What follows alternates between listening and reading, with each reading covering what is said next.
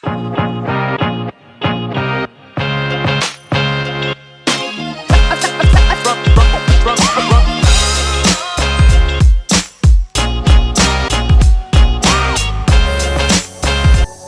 আলাইকুম বন্ধুরা, কেমন আছেন সবাই? আশা করি সবাই ভালো আছেন। এভাবে একটা বোতল নিয়ে নেবেন। বোতল নেওয়ার পরে বোতলের মেড়াটি খুলে নেবেন। খুলে নেওয়ার পরে এভাবে মার্কিং করে দিবেন।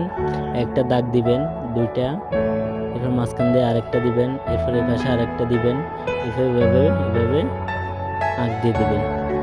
আঁক দেওয়ার পরে 4-5টা ফুটা করে নেবেন। ফুটা করে নেওয়ার পরে একটা কাটার নিয়ে আস্তে আস্তে করে এভাবে কেটে নেবেন।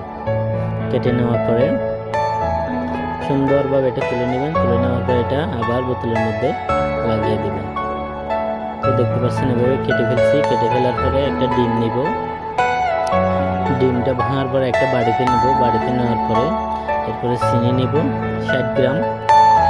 60 গ্রাম চিনির সাথে এরপরে 2 চা চামচ দিয়ে দেবো সুগার। এরপরে দিয়ে দেবো আপনার ঘি। দিয়ে দেবো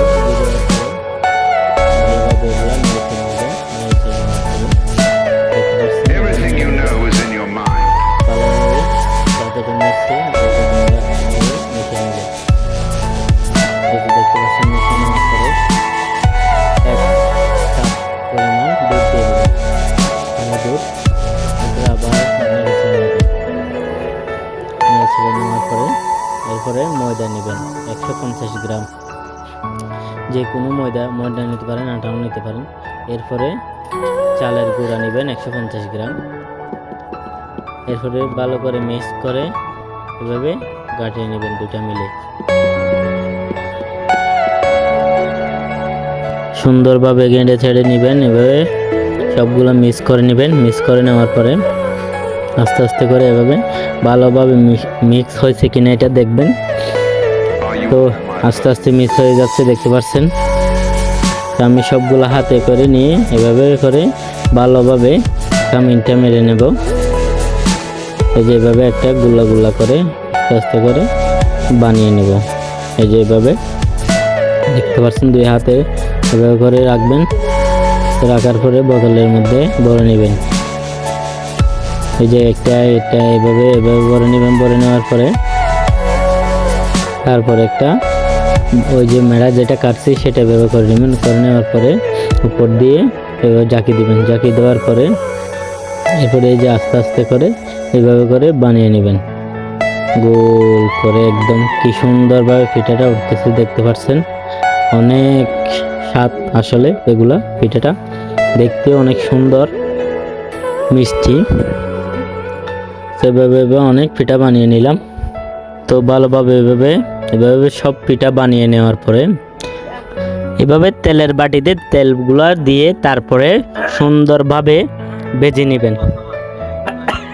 এটা এই যে এভাবে বুড়িয়ে নেবেন, দেখতে পাচ্ছেন। তেলের মধ্যে ভালোভাবে এটা কি করে নেবেন, ভেজে নেবেন। ভেজে নেওয়ার পরে আস্তে আস্তে করে এটা হওয়ার পরে উল্টাই দিবেন 1-2 বার করে। উল্টাই দেওয়ার পরে দেখতে পাচ্ছেন পিঠাটা আস্তে আস্তে হয়ে যাচ্ছে। হয়ে যাওয়ার পরে এটা একটা করে তুলে নেবেন। এই যে এইভাবে তুলে নেওয়ার পরে এই যে পিঠাটা একদম রেডি হয়ে গেছে। সো আপনারা যারা এরকম পিঠা বানাতে চান এই রেসিপিটা দেখে বানাতে পারেন। তো ভিডিও ভালো লাগলে লাইক, কমেন্ট, শেয়ার করবেন এবং চ্যানেলটি সাবস্ক্রাইব করতে ভুলবেন না। এখন পিঠাটা খাওয়ার পালা। পিঠা সুন্দরভাবে একদম কসকসে মসমসে হয়েছে, অনেক মজা হয়েছে, সুস্বাদু একদম।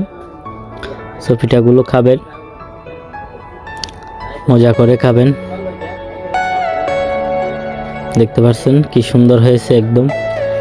আমি নিজে খেয়ে দেখছি, আপনারাও বাড়িতে বানিয়ে খেয়ে দেখতে পারেন। তো আজকে এই পর্যন্ত।